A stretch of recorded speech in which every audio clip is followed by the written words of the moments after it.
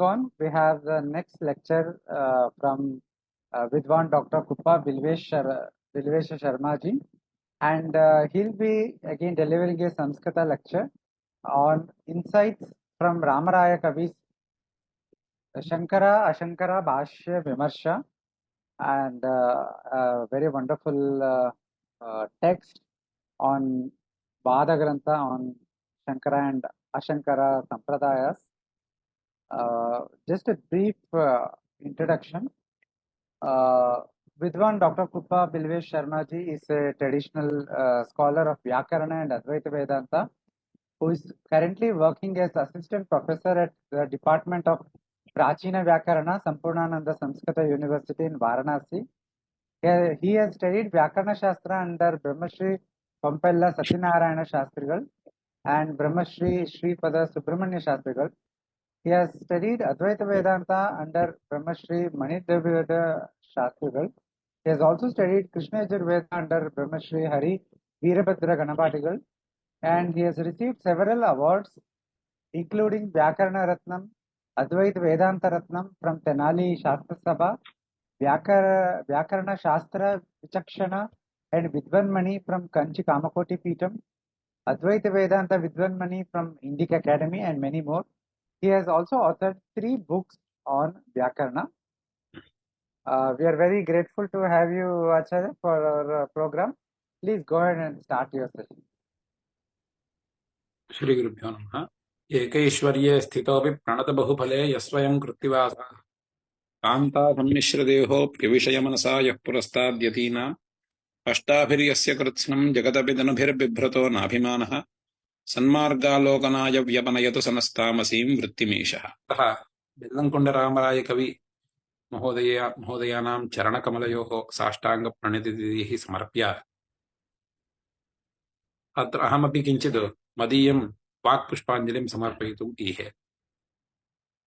तेषां विषये एकः बेल्लङ्कोण्डरामरायकविविषये एकः लोकः वा कुसुमं वा चिन्त्यताम् कैश्चित् सङ्गृहीतः अत्यन्तं रमणीयः। श्लोकं तदनन्तरं वदामि। तेषां द्वैतवेदान्ते कीदृशी श्रद्धा अस्ति, कीदृशं कार्यं तैः कृतम् इत्युक्तौ कश्चन कविर्वदति, अहं प्रथमं तात्पर्यं विवृणोमि, अनन्तरं तस्य इदानीं तैः एकेन कविना बहु रमणीयम् उक्तम्। बेल्लङ्कोण्डरामराय कवयः स्वीयरचना पवित्रयज्ञे सृग्रूपां लेखनीं याभिः त्रिभिः अङ्गुलीभिः अगृह्णन् ताः अङ्गुलीः त्रिपुटी इत्युच्यते। लेखनी अस्माभिः प्रायः हस्तत् अङ्गुलित्रयेण गृह्यते चेत् तदङ्गुलित्रयं यद्वर्तते तत् त्रिपुटी इति चिन्त्यताम्। तत् त्रिपुटी अन्यां त्रिपुटीं नाशयति। द्वैते त्रिपुटी नाम प्रमाता प्रमेयं तयोः सम्बन्धः। इयं त्रिपुटी नाम द्वैते प्रसिद्धा या द्वैते नाम व्यवहारे प्रसिद्धा या त्रिपुटी तस्याः मिथ्यात्वम् अद्वैतवेदान्ते प्रतिपाद्यते। इदानीं त्रिपुटी द्वयमागतम्। रामरायकवि त्रिपुटी एकम्, रामरायकवि अङ्गुलि त्रिपुटी इति एकम्, एवं द्वैते व्यवहारे प्रसिद्धा त्रिपुटी एका। रामरायकवि अङ्गुली त्रिपुटी या वर्तते सा द्वैत त्रिपुटीं निषेधन्ती विजृम्भते इति एकेन तेषां प्रतिपङ्क्तिः अद्वैतविमर्शः रामानुजपक्षविमर्शश्च इतरविमर्शात्मकं भवति। तत्सर्वस्यापि विषयजातस्य सङ्ग्राहकरूपेण शङ्कराशङ्करभाष्यविमर्शः इति तैरेव प्रणीतः अत्यन्तम् अपूर्वः ग्रन्थः। तत्र स्वकीयाः सिद्धान्ताः अवश्यं, स्वकीयः अभिप्रायः ग्रन्थकारः इतरेषु ग्रन्थेषु किं कः क्लेशः भवति इत्युक्तौ कस्यचित् मूलग्रन्थस्य व्याख्यानं कर्तव्यं। यदा मूलग्रन्थस्य व्याख्यानं कर्तव्यं, स्वीयाः अभिप्रायाः सम्पूर्णम् आविष्कर्तुं कदाचित् शक्यन्ते, कदाचित् न शक्यन्ते। अत एव ग्रन्थकर्तॄणाम् इयं शैली वर्तते, व्याख्यानन्तरं स्वकीयाम् एकां रचनाम् आविष्कुर्वन्ति। तादृश एव अयं ग्रन्थः स्वकीयः। यद्यपि मध्ये मध्ये कश्चन साम्प्रदायिकैः सह कश्चन विलक्षणः पन्थाः दृश्यते, अविद्यादिनिरूपणावसरे तेषां किञ्चित् विलक्षणमेव पन्थानं तैः आदृतमस्ति इति, विलक्षणः पन्थाः एव तैः आदृतः इति तत्र विमर्शकानां प्रसिद्धमेव। परन्तु इतर यैः अद्वैतिनाम् उपरि आक्षेपः क्रियते, तेषां विवेचने अयं ग्रन्थः अत्यन्तम् अतीव उपकरोति। किञ्चित् अस्मिन् ग्रन्थे तेषां स्वातन्त्र्यं वर्तते इति कृत्वा पीठिकाप्रभृत्येव अस्मिन् ग्रन्थे किञ्चित् इंग्लिश अटाकिंग रूपेणैव ते अत्र प्रतिपादनं कुर्वन्ति। उदाहरणार्थं भगवत् शङ्कराशङ्करभाष्यविमर्शः, शङ्करभाष्ये किं वर्तते तद्भिन्नभाष्ये किं वर्तते इति विमर्शः एव अस्य ग्रन्थस्य विषयः इति ग्रन्थस्य नाम्नैव टैटिल् इति यदुच्यते तेनैव अवगम्यते, शङ्कराशङ्करभाष्यविमर्शः इति। इदानीम् प्राथमिकः एकः प्रश्नः तैः समीचीनः उद्भावितः पीठिकायां, किमर्थं भगवत्पादानामेव वाक्यम् आदर्तव्यम्, रामानुजस्य वा मध्वाचार्यस्य वा वचनं नादर्तव्यम् इति किमर्थम् आग्रहः? कस्याश्चित् व्यक्तेरेव वचनम् आदर्तव्यं चेत् भवान् कथं निश्चिनोतुं प्रभवति? इयमेव व्यक्तिः आदरणीया, शङ्कराचार्यैरुक्तमेव वाक्यम् आदर्तव्यम् इति निग्रहः कः इति। किमर्थम् एतादृशी शङ्का भवति इत्युक्तौ, अस्माकं भाष्यपरम्परा, अत्र मया ये अंशाः उच्यन्ते विशिष्य भाष्ये एव एते अंशाः योजनीयाः। भाष्ये एकः सम्प्रदायः वर्तते, वृत्तिकारसम्प्रदायः। वृत्तिकारसम्प्रदायः अत्र भगवत्पादाः एव आनन्दमयाद्यधिकरणादिषु वृत्तिकारादिखण्डनं कुर्वन्ति। व्याकरणमहाभाष्यादिषु तु इदं स्पष्टमेव, वृत्तिकार अनेक पतञ्जलेः प्रागपि अनेके वृत्तिकाराः आसन्, तेषां वृत्तिकाराणां सर्वेषां खण्डनं पतञ्जलिमहर्षयः कुर्वन्ति इति कृत्वा कश्चित् व्याख्याता कञ्चित् ग्रन्थम् अधिकृत्य व्याख्यानं करोति, अग्रिमेण तन्न खण्डनीयम् इति आग्रहः इति समीचीनं नास्ति। भगवत्पादैः किञ्चित् कालात् प्राक् किञ्चित् रचितम्, अग्रे ये आयान्ति तैः तत्र दोषान् परिशील्य तत्रत्याः दोषाः उद्भाविताः इति किमिति वक्तुं न शक्यते इति। यथा सिद्धान्त व्याकरणादिशास्त्रेषु न्यायशास्त्रेषु च इयं काली दृश्यते। तत्र काशिकायाः किञ्चित् परिष्कृतं रूपं सिद्धान्तकौमुदी इत्यादिकं तु सर्वैरङ्गीकृतं, तद् सर्वैः आद्रियते च, तत्तु तस्यैव इति किमर्थम् इति चेत् तत्र तैः प्रथमं द्विधा समाधानं अस्य प्रश्नस्य। प्रथमं शङ्कराचार्याः इति ये सन्ति ते वृत्तिकारसदृशाः न सन्ति।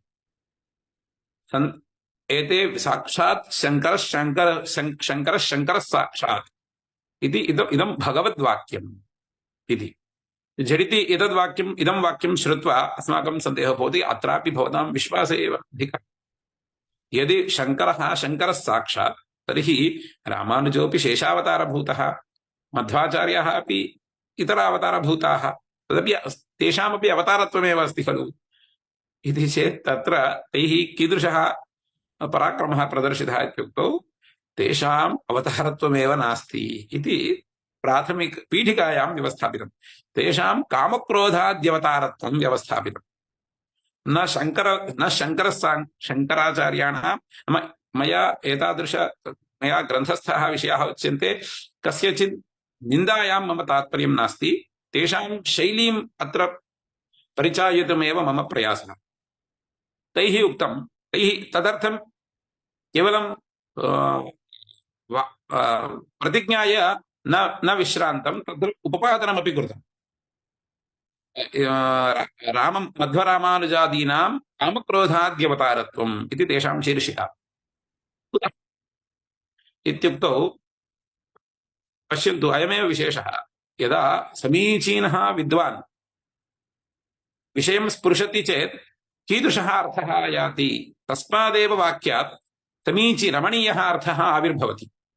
कुतः येभिः पामरायकविभिः इदानीं यः अंशः प्रतिपाद्यते सः स्कान्दपुराणे काशीखण्डान्तर्गतान् श्लोकान् स्वीकृत्य तत्र कञ्चित् उपपादयन्ति। ते श्लोकाः मया प्रागपि पठिताः, एतत् सम्बन्धं विना, परन्तु अनया दृष्ट्या मया न पठिताः। इदानीं यदा अस्मिन् ग्रन्थे तान् श्लोकान् पठामि, योजयामि, सत्यं खलु, एवमेव खलु योजनीयम् इति मतिः सम्यक् भवति। तत्र तैः स्कान्दपुराणे केदारखण्डे 61तमे अध्याये 40 श्लोकाः उदाहृताः। तैः किं कृतम्, अस्मिन् श्लोके एकः प्रश्नः आयाति, कलियुगे धर्मनाशो भवति इति प्रतीतिरस्ति, परन्तु कलियुगस्तु आरब्धः, सम्पूर्णधर्मनाशस्तु न दृश्यते खलु इति ऋषयः पृच्छन्ति। तदा कलिपुरुषः किं करोति इत्युक्तौ स्वामात्यान् आहूय किमर्थं मम प्रभावः, कलिप्रभावः एतावत् तीव्रो न जातः इति पृष्टे, तदा तत्रत्याः ऋषयः वदन्ति, श्रीकृष्णादि उपदेशवशात् सर्वे जनाः, अत्यधिकं मेजारिटी जनाः अद्वैतवासनाग्रस्ताः सन्ति, अतः तेषां कामक्रोधादिकं तु न्यूनं वर्तते इति कृत्वा यद्यपि कलिप्रभावः तत्र तत्र दृश्यते, परन्तु यावत्पर्यन्तम् अद्वैतं स्थिरं तिष्ठति तावत्पर्यन्तं किमपि कर्तुं न शक्यते इति ते अमात्याः कलिपुरुषं सूचयन्ति। अद्वैतप्रभावात् अद्वैतप्रभावात् कलिवासनापि कार्यं न करोति इति तस्य ग्रन्थस्य आशयः। तदा सः वदति, कलिपुरुषः वदति, एकं कार्यं कुर्वन्तु, भवन्तः भारतदेशस्य दक्षिणे भागे आचार्याः भूत्वा अद्वैतविरुद्धान् मतान् प्रचारयन्तु, द्वैतमेव सत्यम् इति प्रचारं कुर्वन्तु। अत्र एकेव कर्तुं प्रभवति आचार्यः एव इति कृत्वा आचार्याः भूत्वा भवन्तः दक्षिणदेशादारभ्य उत्तरदेशम् आगच्छन्तु, उत्तरदेशे इदम् अस्य आरम्भो मास्तु इत्यपि तत्र उक्तमस्ति। दक्षिणदेशादारभ्य तत्र यद्यपि एतेषां नामग्रहणं नास्ति, एते वदन्ति इदं तु अत्यन्तं पुरातने स्कान्दपुराणे केदारखण्डे दक्षिणदेशादारभ्य कश्चन परम्परा प्रवर्तते, काचित् परम्परा प्रवर्तते, तस्यां परम्परायां कलिप्रभावादेव ते आविर्भवन्ति इति पुराणादवगम्यते, स्कान्दपुराणादवगम्यते इति कृत्वा अत्र यः कोऽपि महान् भवतु, येन एतादृशाः अंशाः अद्वैतं मुक्त्वा द्वैते प्रसिद्धिः सम्पाद्यते, तेन तु कामक्रोधाद्यवतारत्वमेव व्यवस्थापनीयम् इति प्रथमः आक्षेपः कृतः। अत्र केवलं तेषां ग्रन्थकर्तॄणां शैलीं, तेषाम् अभिप्रायं च आविष्कर्तुमेव मदीयः प्रयासः वर्तते इति। कुतः तैः अग्रे गत्वा अनेके अंशाः प्रतिपाद्यन्ते। तेषां पक्षे ब्रह्मविष्णुमहेश्वरादिविषये विष्णुरेव ईश्वरः, इतरे सर्वे जीवाः इत्यपि प्रतिपादनीयमस्ति। सर्वे जीवकोटौ आगमिष्यन्ति। तत् भूमिकारूपेण इदं सर्वं तैः लिखितमस्ति। एवं रीत्या यथा तदा ततः माहेश्वरसूत्रवत् शङ्करोपदेशः यद्यपि इदं तु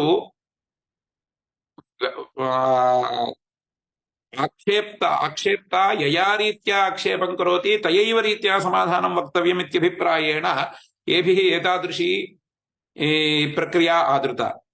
वस्तुतः शाङ्करवेदान्तैरेव उक्तमिदम्। शाङ्करवेदान्तस्य प्रामाण्यं भगवत्पादैरुक्तमिति कृत्वा न, भगवत्पादैः यत् प्रमाणं तदेव उक्तम् इति कृत्वा प्रमाणं, भगवत्पादैः उक्तमिति कृत्वा तत् प्रमाणमिति अस्माभिः अद्वैतवेदान्तिभिः नैव केनापि व्यवह्रियते। श्रुत्यर्थः भगवत्पादैः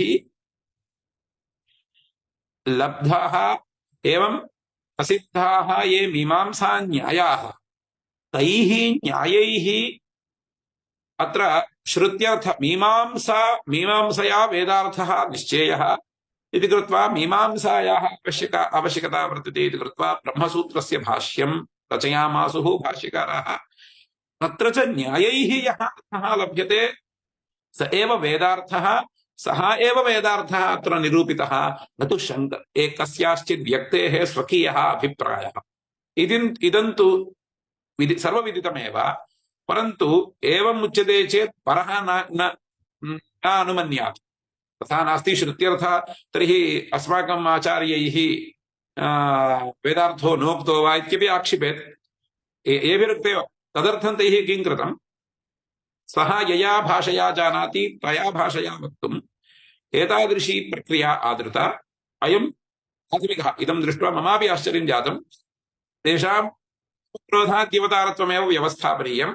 अतः भवन्तः यद्यपि व्यक्तिं दृष्ट्वा ग्रन्थः न निश्चेयः, युक्त्या ग्रन्थः निश्चेयः, न्यायैः वेदार्थः निश्चेयः, कापि भवद्रीतिमनुसृत्य व्यक्तिं दृष्ट्वैव वक्तव्यं चेत् शङ्कराचार्यरूपा व्यक्तिरेव गरीयसी इति एभिः व्यवस्थाप्यते। अनन्तरं विचारः आरभ्यते पूर्वोत्तरमीमांसयोः भिन्नशास्त्रत्वं वा एकशास्त्रत्वं वा इत्याद्यनेके अंशाः तैः स्पष्टाः।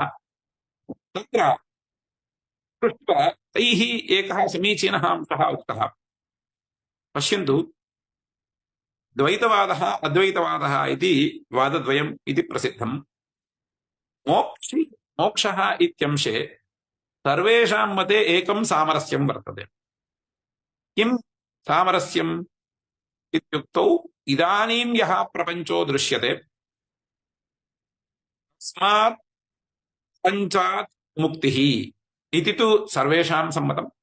नाम संसारात् मुक्तिः, कस्मात् मुक्तिः, कस्य मुक्तिः इति जिज्ञासाद्वये सर्वेषां दार्शनिकानाम् एकमेव समाधानं, संसारान् मुक्तिः जीवस्य मुक्तिः इति तु निर्विवादम्।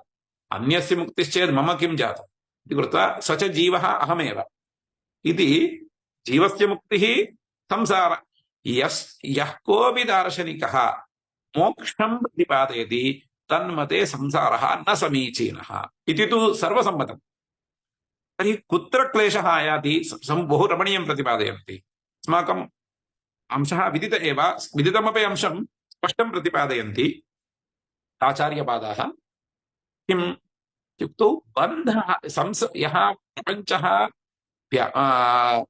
मोक्षात् बन्धावस्था इति या उच्यते, तस्यां बन्धावस्थायां सः सत्यः एव इति तेषां पक्षः। सत्यो न औपरिकः इति द्वैतिनां पक्षः। विवादस्तु अत्रैव, यः प्रपञ्चः इदानीं व्यवह्रियमाणः सः मयापि नेष्यते, द्वैतिनापि द्वैति नाम येन केनापि दार्शनिकेन इदं नेष्यते। अन्यथा अयञ्च संसारश्चेत् सारभूतः अस्मान् मुक्तेः प्रयोजनं नास्ति इति कृत्वा मुक्तिं वाञ्छत अवश्यम् अस्य असारभूतत्वं तु अङ्गीकर्तव्यम्। परन्तु तादृशम् असारभूतत्वं कथं प्रतिपादनीयम् इत्युक्तौ मिथ्या इति रूपेण मिथ्यात्वं विना न उपपादयितुं शक्यते इति अद्वैतिनां पक्षः। तथा न अद्वैतिनां पक्षोपेक्षया सत्यत्वेपि तस्मान् मुक्तिः सम्भवति इति। सत्य इदानीं सत्यस्य सत्यत्वम् अङ्गीकृत्य यदा मोक्षः प्रतिपाद्यते मोक्षस्य स्वरूपमपि परिवर्तितं भवति। वैकुण्ठप्राप्तिः मोक्ष इति वक्तव्यम्। वैकुण्ठप्राप्तिर्मोक्षं चेत् संसारात् वैलक्षण्यं च प्रतिपादनीयम्। तदर्थं भवता प्राकृतव्यवस्था कर्तव्या।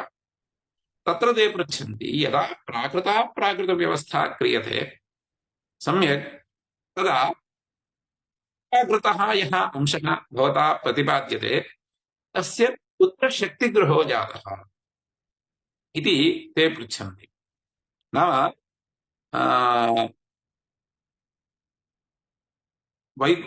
अयम् उपरि गच्छति तदर्थं तैः भवन्तः मोक्षो नाम एतादृशः पदार्थः वैकुण्ठगमनं तत्र कैङ्कर्यादि विष्णोः कैङ्कर्यादिकमेव मोक्षः इत्यादिकं प्रतिपादयन्ति चेत् अत्र किं प्रमाणम् इत्युक्तौ उपनिषद्वाक्यापेक्षया पुराणवचनान्येव प्रमाणानि भवता स्वीकर्तव्यानि। पुराणवचनानि तु उपलभ्यन्ते।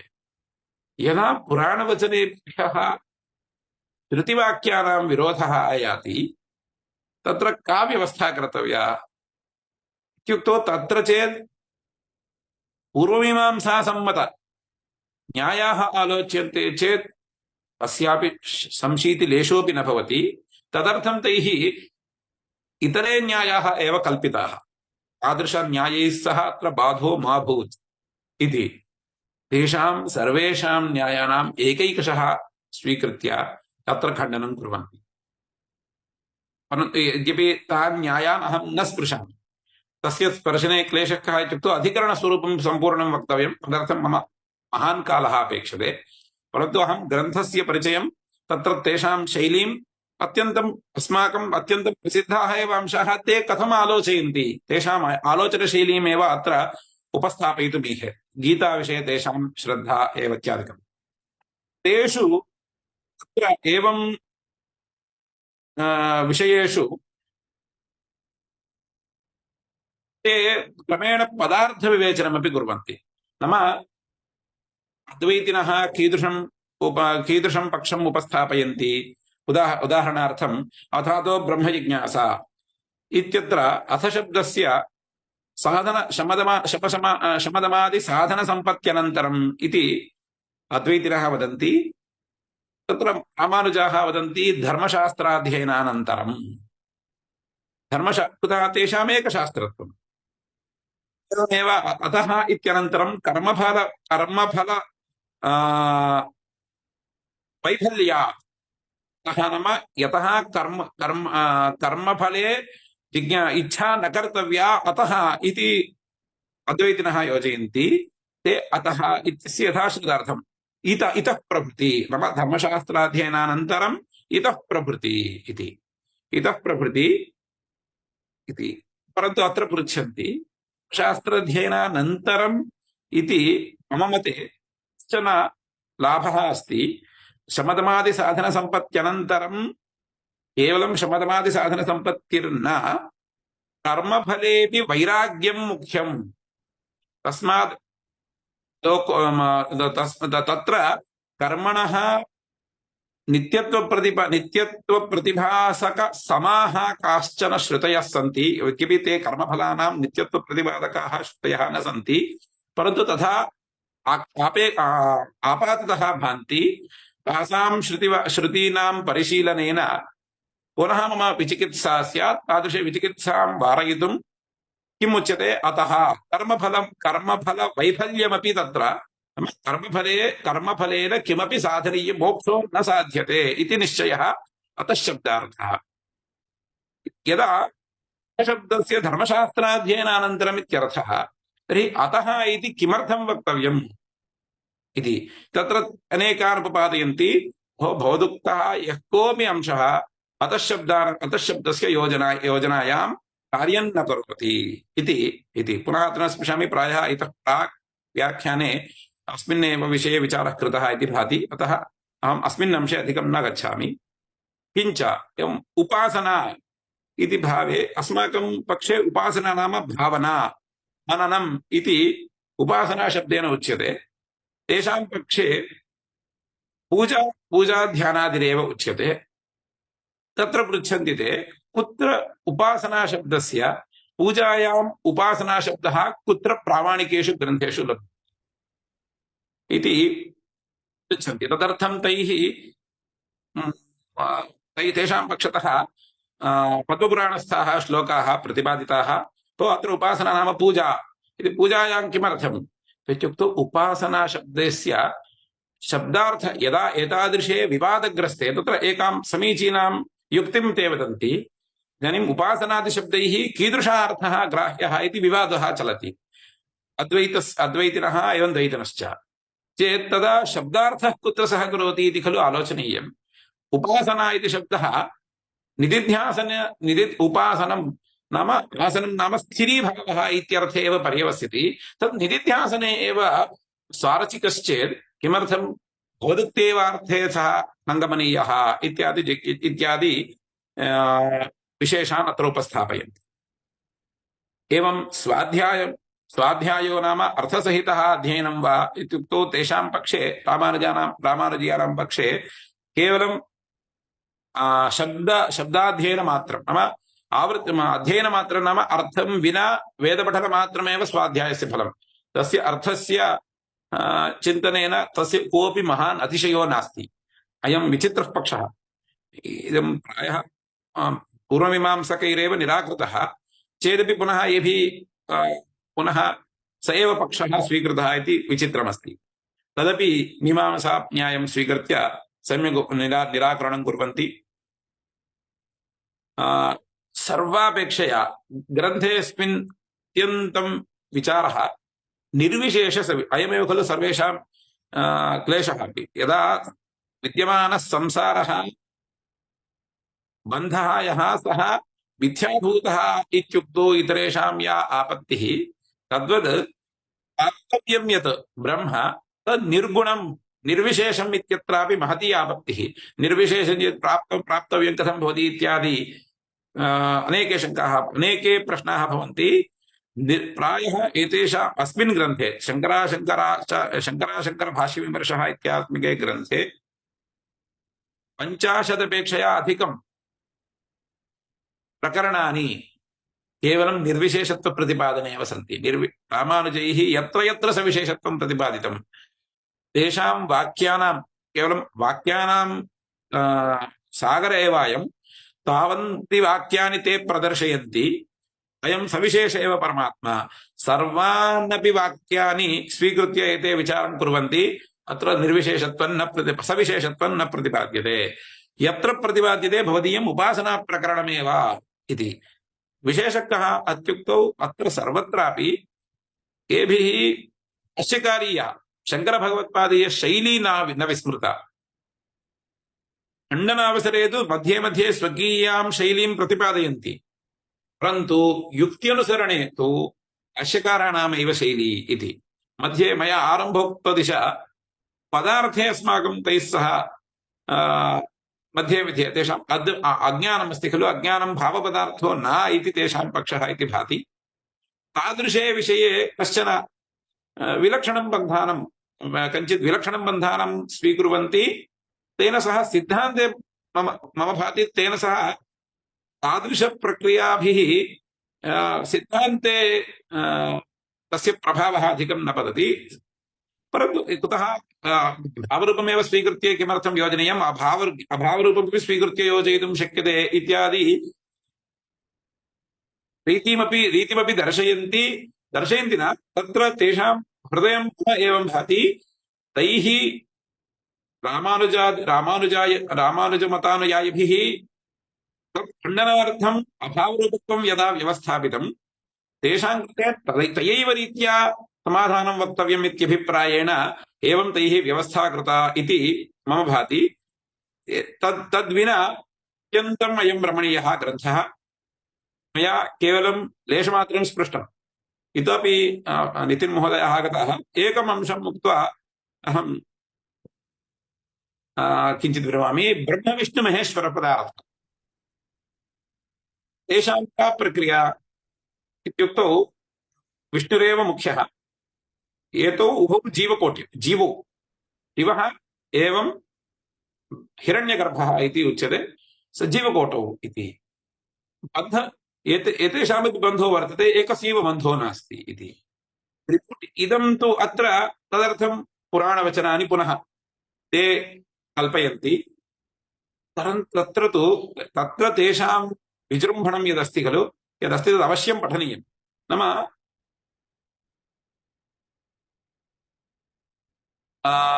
ते किं वदति, विष्णुः अवतारं गृहीत्वा हरिशब्दवाच्यो भवति इति। विष्णुः हरिर्न, यदा विष्णुः अवतारं गृह्णाति तदा सः हरिशब्दस्य विषयो भवति इति। हिरण्यगर्भः एवं शङ्करश्च जीवौ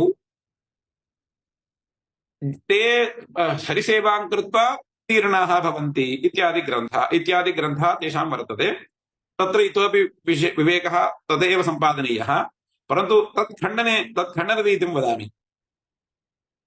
यदि एते पृच्छन्ति अवतारविग्रहस्यैव विष्णुः हरिः इति नामश्चेत्, विग्रहस्यैव नाम चेत् डित्था नाम राम, अस्माभिः कः सम्प्रदायः, रामः इत्युक्तौ रामः इत्युक्तौ रमन्ते देवताः अस्मिन्निति रामः इति। ऋषयः देवाः पशुपक्ष्यादयः सर्वे तस्मिन् रमन्ते इति। इदानीं भवदुक्तरीत्या व्याख्यानं क्रियते चेत् रामः इत्यस्य शब्दमात्रं डित्था, अस्माकं भाषायां बुज्जि चिट्टु इत्यादिकं वदन्ति खलु, तेषाम् अर्थः किमपि न भवति, केवलं नामैव किञ्चित्। अद्यत्वे एतादृशाः संज्ञाः अनेकाः आयान्ति। तद्वत् विग्रहस्यैव नाम चेत् भवदुक्तरीत्या समीचीनं खण्डनं कुर्वन्ति चेत् विष्णुशब्दस्य अर्थे एव नास्ति इत्यायातं भोः।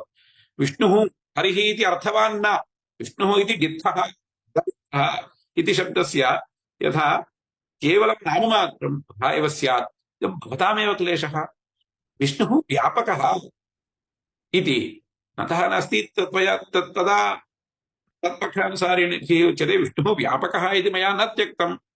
इत्युक्तौ व्यापकश्चेत् एकदेशे तिष्ठति इति कथं, वैकुण्ठमात्रे तिष्ठति इति कथं। व्यापकश्चेत् सर्वत्र भवति, आत्मत्वमेव वक्तव्यम् इति। एवं भक्तानाम् अनुग्रहार्थं गरुडस्य उपरि उपविश्य वैनतेयस्य उपरि विश्य भक्तानां निकटे गच्छति इति व्यापकस्य इत्यादिकं न सम्भवति। इदं सर्वं सङ्गमनीयं चेत् पुराणं तत्र अद्वैतवेदान्तोक्तदिशा स्वकीयं मायामयं रूपं स्वीकृत्य, मायामयं चेत् प्रपञ्चस्यापि मायामत्वम् अङ्गीकुरु, एकत्र मायामयत्वम् अङ्गीकुरु। सर्वत्र सगुणश्रुतयः निर्गुणश्रुतयश्च सर्वाः उपपादिताः भवन्ति। एकस्मिन्नेव शरीरे शङ्खुचक्रादियुक्तशरीरं त्रिभुजत्वम् इदमपि, इदानीम् अयमपि एकः अंशः, इममंशम्। यदि भगवान् अन्तर्यामी भूत्वा मनसि, इदानीम् अहमपि वेङ्कटेश्वरस्य भक्तः, अहं तस्य निन्दायां न। ते किं पृच्छन्ति, हृद्देशे शङ्खुचक्रगदाधारी भूत्वा अन्तः उपविशति चेत् तैः शङ्खुचक्रादिभिः अस्माकं क्लेशः किमर्थं न जायते। चक्रेण क्लेशः खलु सम्पादनीयः चेत् तत्र अन्तर्यामी विष्णोः हस्ते यत् चक्रं वर्तते, तेन चक्रेण अस्माकं हृदये कापि क्लेशो न भवति चेत्, कोऽपि क्लेशो न भवति चेत्, कस्यापि क्लेशो न स्यात्, तर्हि तस्य शङ्खत्वमेव नास्ति, चक्रत्वमेव नास्ति। ये चक्रं नाम लोके किं प्रसिद्धम्, इतरेषां शिरच्छेदकरं नाशकम्। तादृशं शङ्खं चक्रं च सः न धरति, विलक्षणमेव धरति चेत् शङ्खमेव न चक्रमेव न इति जातं खलु। इति कृत्वा इदानीं व्याकृतं किञ्चित् रूपं स्वीकरोति, अव्याकृतं शङ्खं चक्रं धरति इत्यस्य अर्थः एव नास्ति, केवलं शब्दान्तरमेव कृतं, केवलं भवता हठः कृतः इति कृत्वा येन केनापि प्रकारेण अद्वैतखण्डनं रामानुजीयपक्षं स्वीकृत्य माध्वपक्षं स्वीकृत्य व्यवस्थापयितुं न शक्यते। आरम्भे उक्तदिशा एतेषां कीदृशी अत्र भक्तिरस्ति इति ज्ञायते, तेषां कामक्रोधाद्यवतारत्वमेव प्रतिपादितम्। तत् तेषां साहसमेव इति अहं चिन्तयामि इति। अतः प्रायः मम समयः समाप्तः इति भाति। अतः अयं च ग्रन्थः इदानीं पूर्वोक्तवक्त्रा यथा अयं ग्रन्थः उक्तः, मम बाल्यात् अस्य ग्रन्थस्य नाम अहं शृण्वन् अस्मि, शङ्कराशङ्करभाष्यविमर्शः इति। अयम् अवश्यं पठनीयः ग्रन्थः, अत्यन्तं सुलभः, सुलभा भाषा, भाषायां काठिन्यं नास्ति। अद्यत्वे इयमेव प्रक्रिया चलति, संस्कृते ग्रन्थानां निर्मितिः इति, परन्तु तत् कार्यं प्राचीनैरेव आरब्धम्। शङ्कराशङ्करभाष्यविमर्शः, अस्य तेलुगु अनुवाद आन्ध्रभाषायाम् अनुवादोऽपि अस्ति अस्यैव ग्रन्थस्य। प्रायः बेल्लङ्कोट रामयरायकविना अनेकेषां ग्रन्थानाम् आन्ध्रभाषायाम् अनुवादोऽपि उपलभ्यते। यद्यपि तत् ओरिजिनल् फ्लेवर् यदस्ति तद् ओरिजिनल् मध्ये लभ्यते इत्यत्र निर्विवादम्। एतादृश ग्रन्थाः अवश्यं द्रष्टव्याः। तादृशग्रन्थे वाक्यद्वयं वक्तुम् अवसरं दत्तवद्भ्यः सर्वेभ्यः, विशिष्य एतन्विषयेण अस्य ग्रन्थस्य दर्शनार्थं मम अवकाशं दत्तवद्भ्यः सर्वेभ्यः। इदानीं प्रत्यक्षरूपेण पुरतः उपस्थितः नितिन् महोदयः, तेषामपि अहं मदीयान् अर्धान् धन्यवादान् ज्ञातनोमि। सर्वेषां नमस्कारः। Thank you, Acharya, for a wonderful session on a very important subject, an important text by Ramaraya Kaviji. Thank you very much for making time for doing this session, despite your busy schedule. I request Dr. Tulsi Kumar ji to do a short English summary of the talk. I offer my pranams to the scholar Kuppa Bilvesh Shastri, who is a scholar of Vyakarana Shastra and Advaita Vedanta Shastra, and presently working in Kashi. So I'm happy and privileged to summarize his lecture, today's lecture. So the title of his lecture was Shankara Bhashya Vimarsha. At the outset, he presented a beautiful verse composed by a Kavi, where he presents a simile of the famous Triputi of Shastra, that is Pramata, Prameya and Pramatra Sambandha, with the three fingers, Angulitrayam Triputi of the Ramaraya Kavi. The author holds his pen or Lekhani with his three fingers, that is Triputi, by which he writes the Advaita Grantha. By writing Advaita tenets, the author eliminates the ignorance of Atma, which results in the removal of the Triputi. So the speaker further says that the author of this text described how Shankaracharya is not similar to Vrittikara. And further, the speaker presents that the author also refutes the notion of Ramanujacharya and Madhvacharya being the incarnation of Shesha and other deities. He in his text describes that they are the incarnation of Kama and Krodha, giving the instance from Kedarakhanda of Skanda Purana.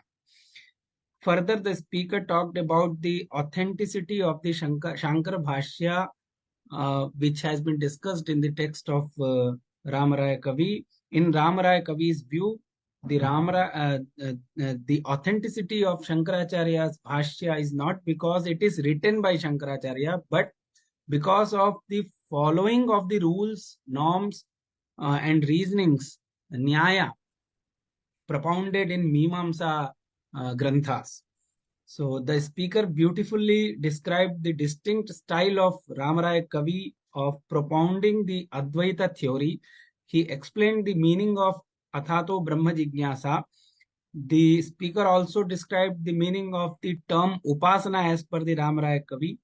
He presented a prima facie view of Upasana being worship, and in order to refute that view, the Ramaraya Kavi suggests that we must focus on the etymological meaning of the term Upasana, which denotes the meaning none other than Nididhyasana. In more than 50 prakaranas, the Ramaraya Kavi explained the Nirvisheshata of Brahman. In the end, the speaker said that Shankara Ashankara Bhashya Vimarsha is a must reading for all the seekers of Advaita. So with this brief summary, I conclude. Thank you very much and pranam. Thank you, Tulsi ji, for the short and crisp, concise summary. And thank you again, Kupa Bilvesh Sharma ji.